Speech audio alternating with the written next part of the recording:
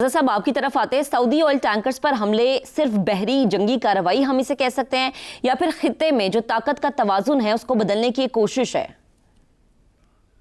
دیکھیے، بہت عمدہ طریقے سے شہزاد صاحب نے پورا جو منظرنامہ ہے اس کو بیان کیا ہے، اور یہ بالکل ایک طاقت کا کھیل ہے اس خطے میں۔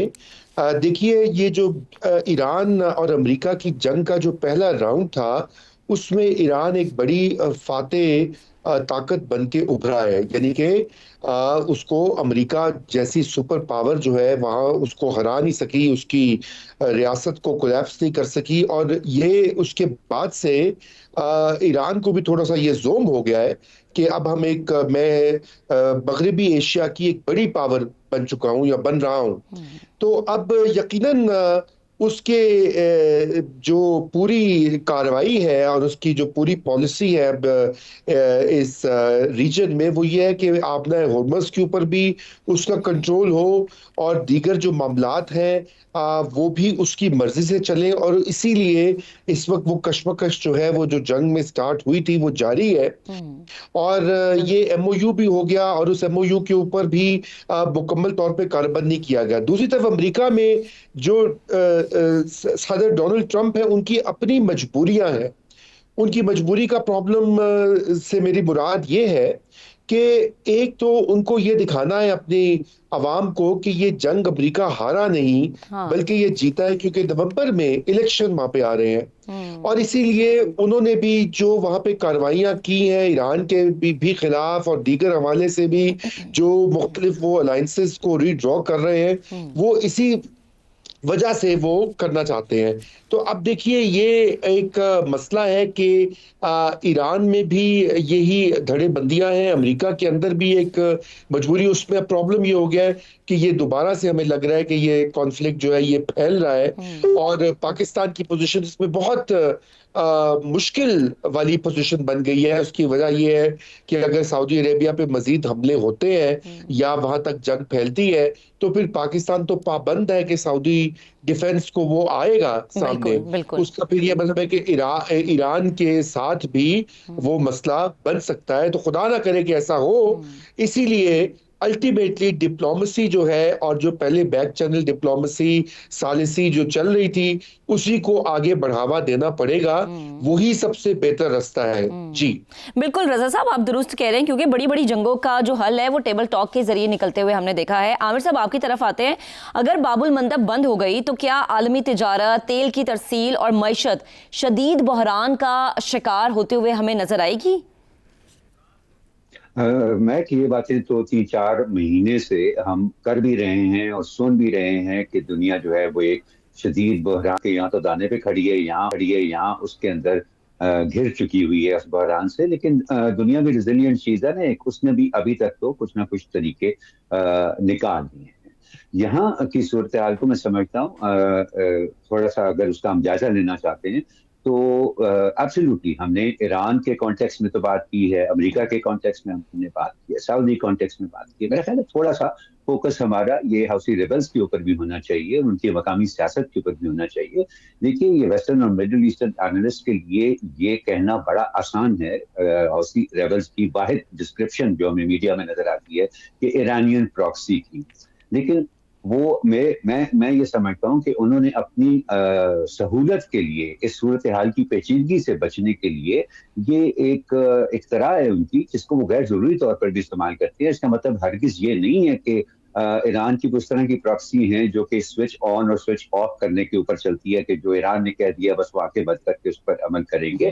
ابھی تک ہم نے جو ان کا اس جنگ کے اندر بھی جو بیہیویئر دیکھا ہے، اس میں ہمیں کافی انڈیپینڈنس نظر آئی ہے جو کہ ان کی اپنی مقامی سیاست سے جڑی ہوئی ہے۔ حوثیوں کی سعودی عرب سے جو لڑائی ہے وہ اس جنگ سے پہلے کی لڑائی ہے، اور ان کے زیر انتظام علاقوں کے اندر سعودی عربیہ نے ہوائی جہازوں اور بندرگاہوں کو پر بلاکیٹ کیا ہوا ہے، جس کا وہ ریموول کر رہے ہیں۔ تو ہمیں میرا خیال ہے اس کے اوپر بھی تھوڑا سا فوکس کرنے کی ضرورت ہے کہ ان کے اہداف کیا ہیں، حوثی ریبلز کے کام کرنے میں اہداف کیا ہیں۔ اگر تو ان کے اہداف مقامی طور پہ کچھ کنسیشنز حاصل کرنا ہے سعودی عربیہ سے، تو پھر تو ممکن ہے کہ ابھی بھی اس بات کو تھوڑا سا سمیٹ لیا جائے، اس کو ایک حد سے بڑھنے نہ دیا جائے۔ لیکن اگر وہ سمجھ رہا ہے کہ ہاں اب اگر معاملہ آبی گزرگاہوں کے ٹیرفز کے اوپر آ رہا ہے، آپ نے دیکھا ہے کہ ایرانین اسپیکر نے بڑی تفصیل میں بتایا کہ کون سا ملک اپنے واٹر ویز استعمال کرنے کی کیا فیس لیتا ہے، جس کے مقابلے میں آج تک ایران نے ایسا نہیں کیا.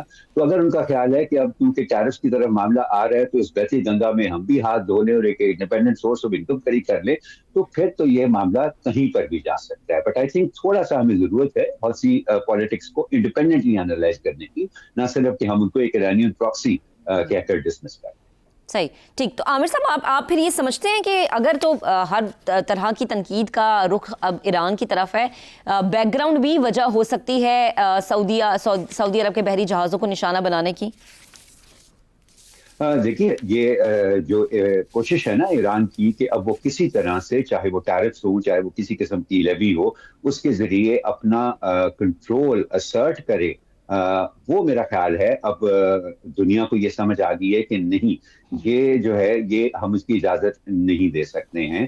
اور اب اگر ہم نے کوئی ایفرٹ دیکھا ریڈ سی کے اندر بھی اور اسٹیٹ آف ہرمز کے اندر بھی، تو میرا خیال ہے ساری دنیا کی کوشش یہی ہوگی کہ یہ جو ایک امکان کھڑا ہوا ہے کہ ان اہم آبی گزرگاہوں پہ جو کہ تقریباً 30% تجارت دنیا کی ہینڈل کرتی ہیں، ٹیرفز لگانے کا مسئلہ ہمیشہ کے لیے دفن کیا جائے. اور اگر یہ دنیا کی سوچ رہی تو میں یہ بات بہت آگے بڑھ سکتی. ٹھیک ہے عامر صاحب، آپ کا جواب آ گیا. اپنے دوسرے ٹاپک کی طرف بڑھتے ہیں. مانسون کی بارشیں ہر سال پاکستان میں صرف موسم کی تبدیلی نہیں بلکہ حکومتی کارکردگی کا امتحان بن کر سامنے آتی ہیں.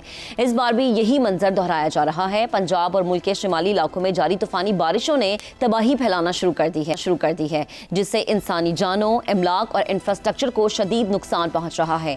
NDMA کے مطابق 26 جون سے 22 جولائی تک بارشوں سے جڑے حادثات میں کم از کم 72 افراد جاں بحق اور 180 سے زائد افراد زخمی ہو چکے ہیں، جبکہ صرف ایک دن کی بارش نے لاہور سمیت پنجاب میں 17 قیمتی جانیں لے لی ہیں. اور اگر KP کی بات کی جائے تو KP میں بھی 18 افراد زندگی کی بازی ہار گئے ہیں. لاہور میں 6 گھنٹے کی مسلسل بارش نے شہر کو عملی طور پر مفلوج کر دیا ہے. لبرٹی، MM عالم روڈ، ماڈل ٹاؤن، ٹاؤن شپ اور ایئرپورٹ جیسے علاقے ندی نالوں کا منظر پیش کرنے لگے ہیں. یہ سب شہری نظام کی کمزوری کو بے نقاب کرنے کے لیے کافی ہے. گوجرانوالا، فیصل آباد، سیالکوٹ اور گجرات میں بھی صورتحال مختلف نہیں رہی. سڑکیں تالاب بن گئی ہیں اور نشیبی علاقے زیر آب آ گئے ہیں. دوسری طرف دریاؤں کی صورتحال بھی تشویشناک ہے. دریائے چناب میں ہیڈ قادر آباد پر پانی کا بہاؤ 2,53,000 کیوسک تک پہنچ چکا ہے، جبکہ ہیڈ خان کی اور مرالا کے مقامات پر بھی سیلابی کیفیت پیدا ہو چکی ہے. چشمہ اور جنا بیراج پر نچلے درجے کا سیلاب برقرار ہے. مزید بارشوں کے پیش نظر فلڈ الرٹس جاری کیے جا چکے ہیں. یہ تمام حقائق اس سوال کو جنم دیتے ہیں کہ اگر ہر سال یہی حالات ہونے ہیں تو پیش کی تیاریوں کے دعوے کیوں کیے جاتے ہیں؟ گزشتہ برسوں کی اربن فلڈنگ کے باوجود سیوریج سسٹم کی بہتری، نکاسی آب کے مؤثر انتظام اور ہائی رسک علاقوں کی منصوبہ بندی پر سنجیدہ پیش رفت نظر نہیں آتی. گزشتہ سال مانسون کی تباہ کاریوں کے زخم ابھی بھرے بھی نہیں کہ ایک بار پھر بارشوں کا نیا سلسلہ شروع ہو چکا ہے.